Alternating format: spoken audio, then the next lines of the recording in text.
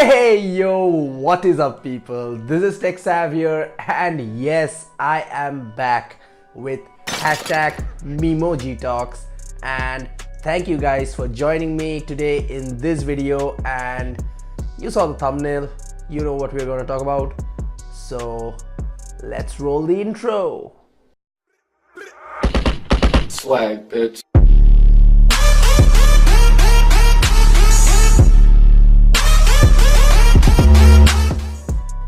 Alright, let's get this started. So remember, in 2017, the Essential phone was launched, and it was the first phone with an all-screen display and a small cutout at the middle of the display to house the selfie camera and the other sensors. Well, that was the first notched phone in the market. Then came the iPhone X in 2017 by Apple with that huge notch and that signature notch which housed the Face ID sensors and all the 3D depth sensing camera module inside that. So it was criticized a hell lot by other manufacturers and competitors and said it looked ugly, but then it became a whole trend in the smartphone market. So this was a whole notch fiasco that started in 2017, and that made 2018 a year of the notch. So I made a whole video about this notch trend. You can check it out in the iCard above. Now it's 2019 and maybe the notch is dying. Or is it? In this whole notch trend of 2018, more or less every other manufacturer copied the notch design of the iPhone X and implemented on their own devices with smaller modifications to achieve a higher screen to body ratio. But there was one major player who did not get on this notch train. Yep, you guessed it right, it was Samsung. Samsung stuck to their own infinity display with a small amount of bezel on the top and bottom of their flagship devices, and did not implement the notch design to their devices. But at the end of this year, Samsung in their Samsung Developer Conference introduced 4 new types of Infinity displays, namely the Infinity U, Infinity V, Infinity O and the Infinity Flex display. Now, the Infinity V and the Infinity U are fancy names for the U and V-shaped notches. Just like we saw on the Essential phone, it was a U-shaped notch, and on the latest OnePlus 60, it was a V-shaped notch, which Samsung is calling the Infinity V display. I don't know why. It is most commonly known as a teardrop notch or dewdrop notch. And Samsung also implemented this style of notch in their latest budget smartphone, namely the Samsung M10 and the M20. Now, the Infinity Flex display is a display which can bend. So we can talk about that and foldable smartphones in another video. So let me know down in the comment section if you want to know more about the Infinity Flex displays and foldable phones. Now, after introducing this design, Samsung implemented it right away in their new mid-ranger, the Samsung A8s, and gave a camera hole right at the top left corner of the device. After the A8s, Honor and Huawei also took this design language and implemented it on their own respective devices, namely the Honor View 20, which was launched recently in India, and the Huawei Nova 4, which will be launched soon. Okay, now the big question. Is this design going to be the future of smartphone display? Is this design going to kill the notch completely? Let's take a look. My answer to these questions will be, it depends.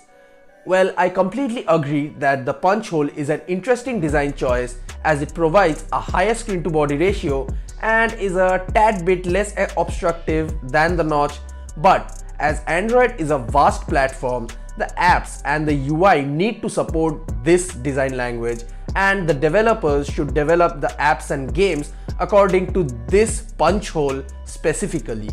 And with so many different types of screen designs and resolutions in the Android market, it will be a huge amount of work for the developers to design and develop their apps and games accordingly. Another problem with this design is that it is a small hole which can only house one front camera and a few sensors. there is no more room for any extra elements like the IR sensor or any 3D depth mapping sensor for a secure face scan.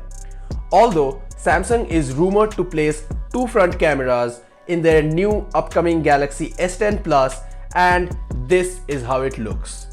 Now compared to this, I'd say I prefer the notch because the notch is better and symmetrical and much less of an eyesore. If I have to use this display, the two camera holes will bug me for months and months before I get used to it. So this punch hole display is more of a trick or a gimmick to gain a few more inches of the screen and nothing more than that. I'd say until we find a way to place the front cameras and the sensors underneath the display and still make it work, the notch is the way to go. Now I conducted a poll on my Instagram account in the stories to find out which design do you guys prefer, and the result is this. So you guys chose 50% for the notch and 50% for the punch hole. It is a tie, and for me personally, I prefer the notch over the punch hole as I don't see any future usage for the punch hole display, and I don't see how it can grow in the smartphone market, and thus the notch is way future proof and the punch hole is not. So that's my view guys, and I can understand if you like the punch hole display more than the notch. I respect your choice, but this is my personal choice, so I prefer the notch. Alright, we are coming to the end of this video, and so I've put on another poll, and you can tap the iCard right above to vote in that poll and let me know which design do you prefer, and also comment down below to let me know why do you prefer that design. So this was all for today guys.